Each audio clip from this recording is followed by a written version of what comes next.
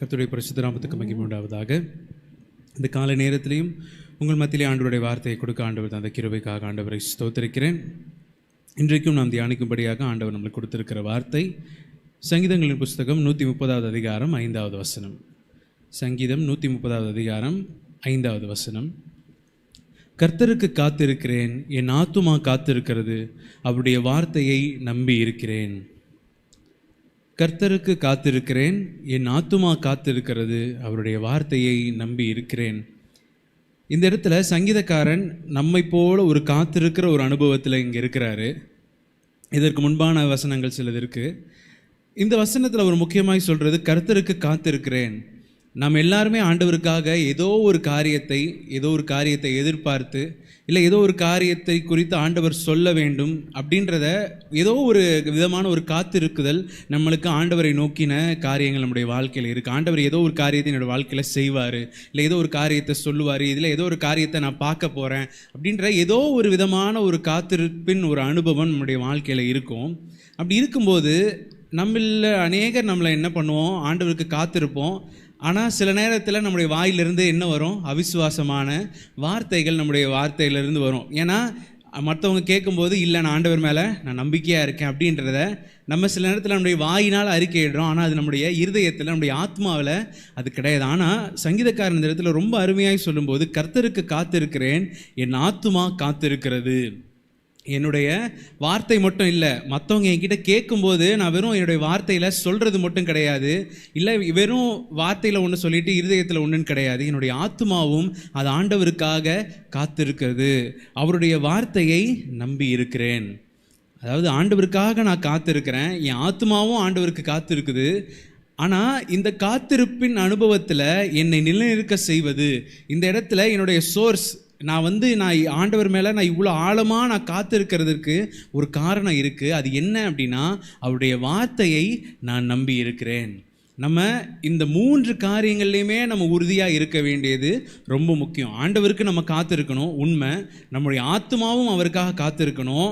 இந்த 2 காத்திருப்பும் நம்மளுக்கு எப்போ வரும், நம்ம எப்போ உறுதியாக காத்திருக்க முடியும்? இல்லை நான் காத்திருக்கிறேன்றதை சொல்லிட்டு சில நேரத்தில் அது தாமதிக்கும் போது, இல்லை பிரச்சனைகள் வரும்போது நம்ம காற்றை போல் நம்ம அலையாதபடிக்கு நம்ம உறுதியாக இருக்கிறது நம்மளால் எப்போ முடியும் அப்படின்னா அவருடைய வார்த்தையை நம்பி இருக்கிறேன். அவர் வார்த்தை அதுதான் என்னுடைய ஆதாரம், அதுதான் என்னுடைய வாழ்க்கையினுடைய அஸ்திபாரம், என்னோட ஃபவுண்டேஷன் அதுதான்.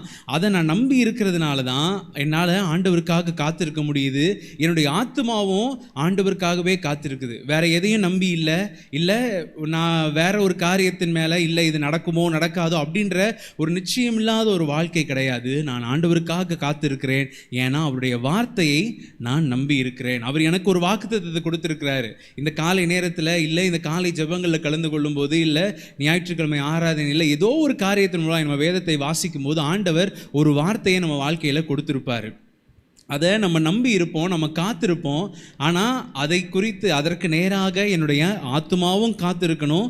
அந்த வார்த்தையை நான் பிடித்திருக்க வேண்டும், அந்த வார்த்தையை நான் நம்பி இருக்க வேண்டும். அதுதான் என்னுடைய ஆதாரம், இதுதான் ஆண்டவர் எனக்கு செய்ய போகிறார் அப்படின்ற அந்த ஒரு நிச்சயத்தோடு நாம் காத்திருக்க வேண்டியது ரொம்ப முக்கியம். அடுத்த வசனத்தை பார்க்கும்போது 136வது வசனத்தில் எப்பொழுது விடியும் என்று விடியற்காலத்துக்கு காத்திருக்கிற ஜாமக்காரனை பார்க்கிலும் அதிகமாக என் ஆத்துமா ஆண்டவருக்கு காத்திருக்கிறது.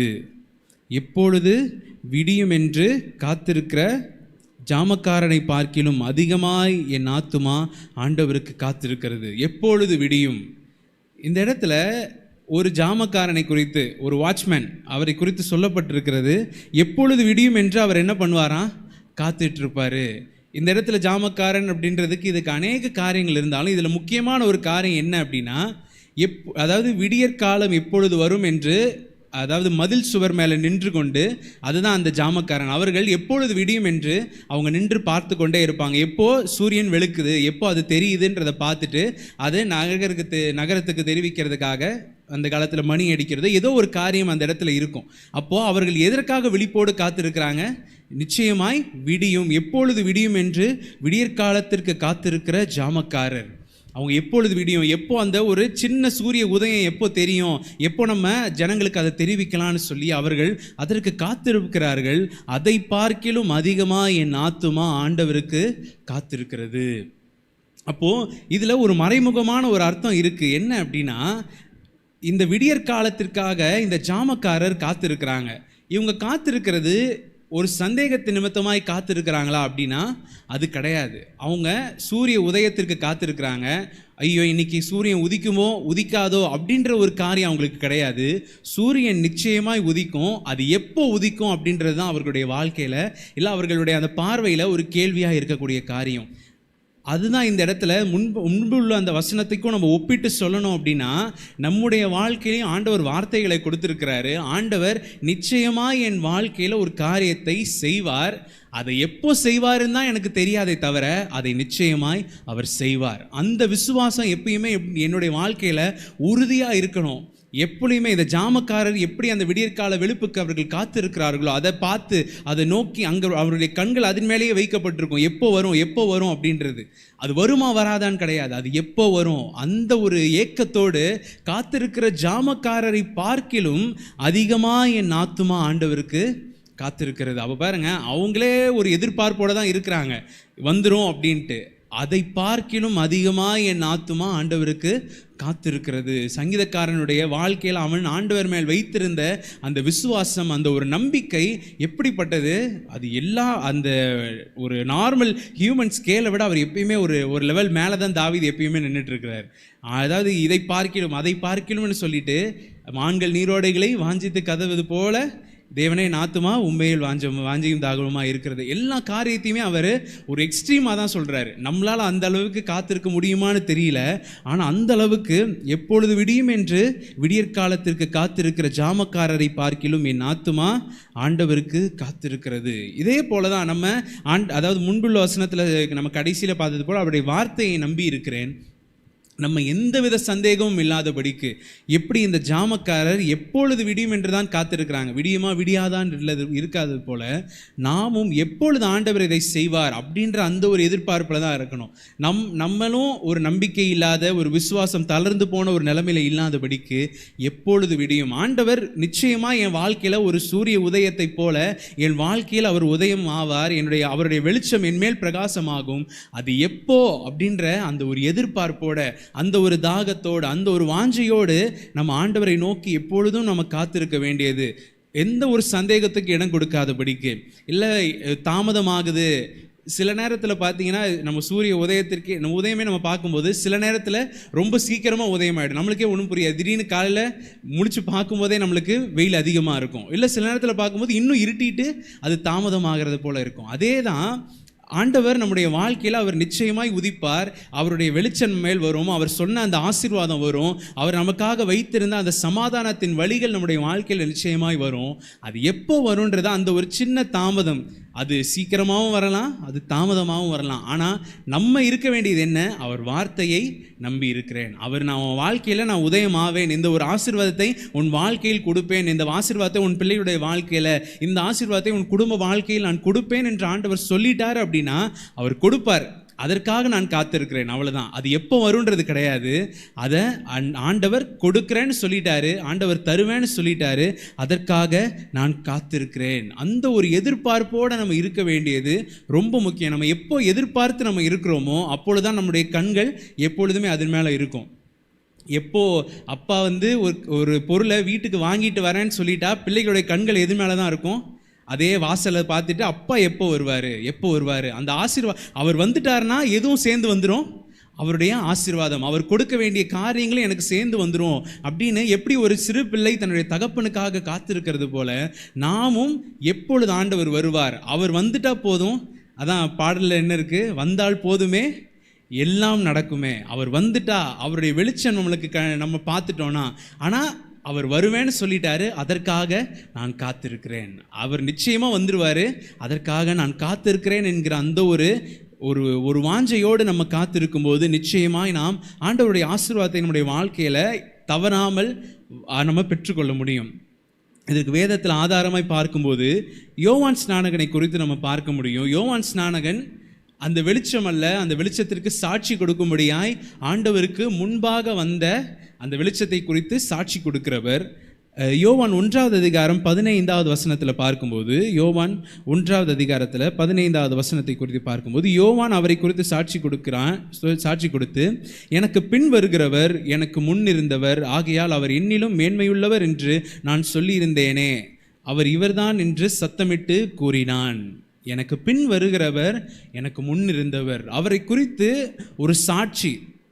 அந்த இடத்துல அவரை குறித்து ஒரு திட்டமான ஒரு காரியத்தை அவர் அறிக்கையிட்டு சொல்லுகிறத நம்மளால் பார்க்க முடியுது. அந்த வெளிச்சத்தை குறித்து சாட்சி கொடுக்க வந்த ஒரு யோவான் ஸ்நானகன் எப்பொழுது இயேசு வருவார் என்கிற அந்த ஒரு வாஞ்சையோடு அவர் வந்துருவார்.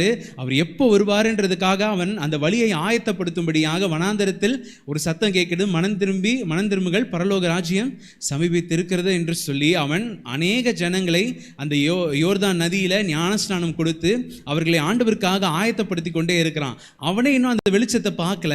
ஆனால் அவனுக்கு ஒரு வார்த்தை கிடைச்சிருக்குது, இயேசு கிறிஸ்து வருகிறார், அவருக்கு முன்பாக நான் வந்திருக்கிறேன், வழியை ஆயத்தப்படுத்தும்படியாக நான் வந்திருக்கிறேன் என்று சொல்லி அவன் ஆர்வத்தோடு காத்திருக்கும் போது ஆண்டவரை பார்த்த உடனே தான் சொல்றான், இதோ உலகத்தின் பாவத்தை சுமந்து தீர்க்கிற தேவ ஆட்டுக்குட்டி என்று சொல்லி ஆண்டவர் அவன் எப்போ ஆண்டவர் வருவார் என்கிற அந்த ஒரு ஏக்கத்தோடு அவன் ஆயத்தமாக இருந்தபடியினால, அவர் வரட்டும், வந்த பிறகு அவரோட சேர்ந்து நானும் ஊழியம் செஞ்சுக்கிறேன்றது கிடையாது.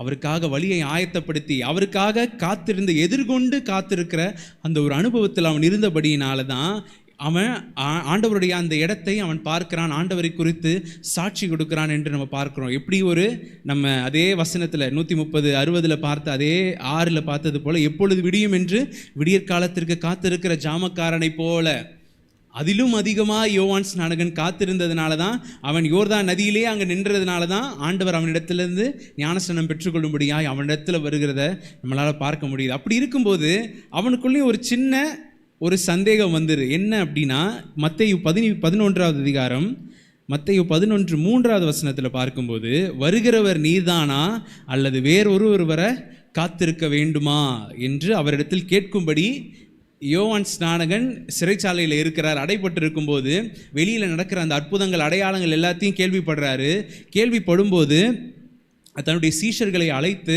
நீங்கள் போய் ஆண்டவர் அந்த இயேசு கிறிஸ்து என்கிறவர்கிட்ட நீங்கள் இதை கேளுங்க அப்படின்னு சொல்லி ஆள் அனுப்புகிறாரு. அனுப்பும்போது தான் அவங்க கேட்குறாங்க, வருகிறவர் நீர்தானா அல்லது வேறு ஒருவர் வர காத்திருக்க வேண்டுமா என்று அவரிடத்தில் கேட்டார்கள்.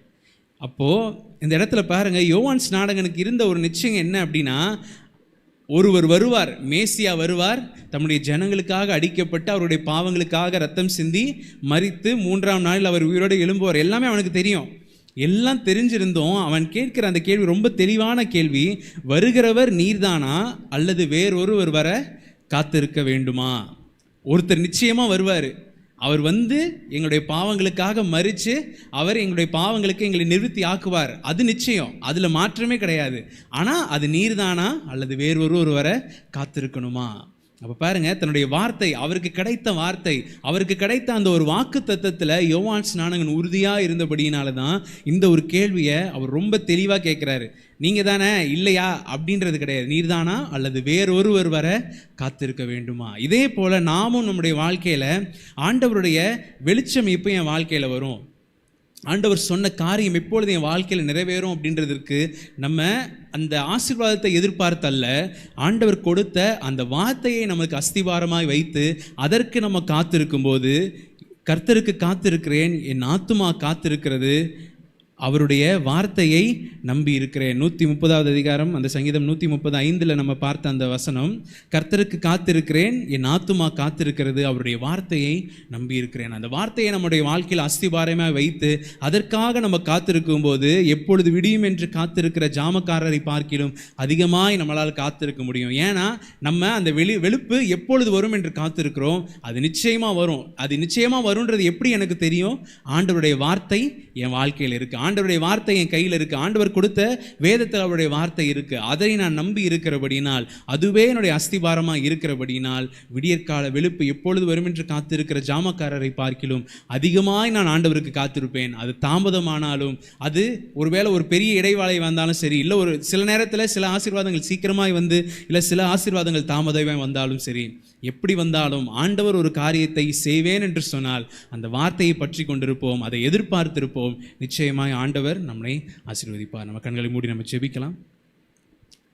ஸ்தோத்திரிக்கிறோம் ஆண்டவரை, துதிக்கிறோம் அப்பா, எங்களை அதிகமாக நேசிக்கிற அப்படின்னு பரலோக பிதாவே, இந்த காலை நேரத்தில் உம்முடைய வார்த்தைகளை நீர் எங்களோடு பேசினதற்காக நாங்கள் உம்மை துதிக்கிறோம் அப்பா.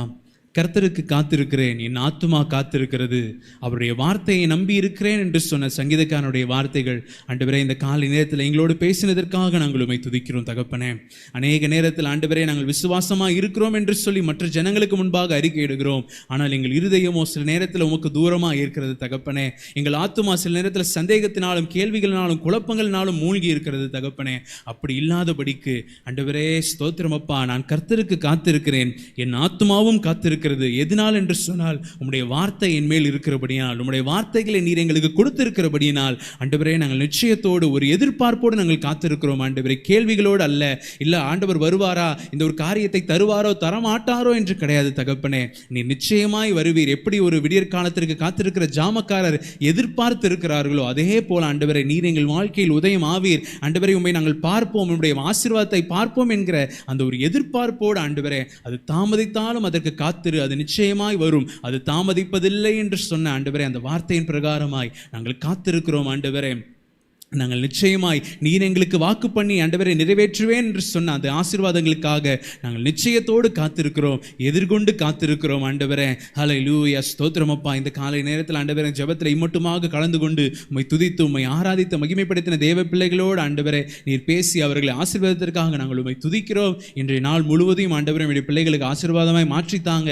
அவருடைய போக்கிலும் வரவிலும் உம்முடைய கிருபையின் கரம் அவர்கள் மேலே இருக்கட்டும் ராஜா. அவர்கள் கையிட்டு செய்கிற எல்லா காரியத்தையும் ஜெயமாய் நீர் மாற்றி தரும்படி உம்முடைய பிள்ளைகளை உம்முடைய கரத்தில் ஒப்பு கொடுத்து ஜெபிக்கிறோம் ஆண்டவரே. எந்த வன்கணி நாவிகளோ பொறாமை நாவிகளோ சத்துருவின் சோதனைகளோ உம்முடைய பிள்ளைகளை தாக்காதபடிக்கு நீர் உம்முடைய உள்ளங்கைகளை அவர்களை மறைத்து வைக்கும்படியாக ஒப்பு கொடுக்கிறோம் அப்பா. நீங்க பொறுப்பெடுத்துக் கொள்ளுங்க, நீங்க ஆசீர்வதிங்க, நீங்க பலப்படுங்க.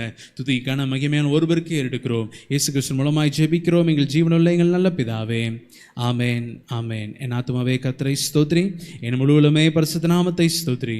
என் ஆத்துமாவே கர்த்தரை ஸ்தோத்ரி, கர்த்தர் செய்த சகல உபகாரங்களையும் மறவாதே. ஆமேன் ஆமேன். கர்த்தர் உங்களை ஆசீர்வதிப்பார். இன்றைக்கு மாலை நம்மளுக்கு புதன்கிழமை வேத பாட வகுப்பு உண்டு. மாலை 6:30 மணிக்கு ஆரம்பித்து 8 மணிக்கு முடியும். விசுவாச பிள்ளைகள் நிச்சயமாய் நீங்கள் நேரடியாக வந்து கலந்து கொள்ளும்படியாக உங்கள் அன்போடு அளிக்கிறோம். அருகாமையில் இருக்கிறவர்கள் நேரடியாக வாங்க.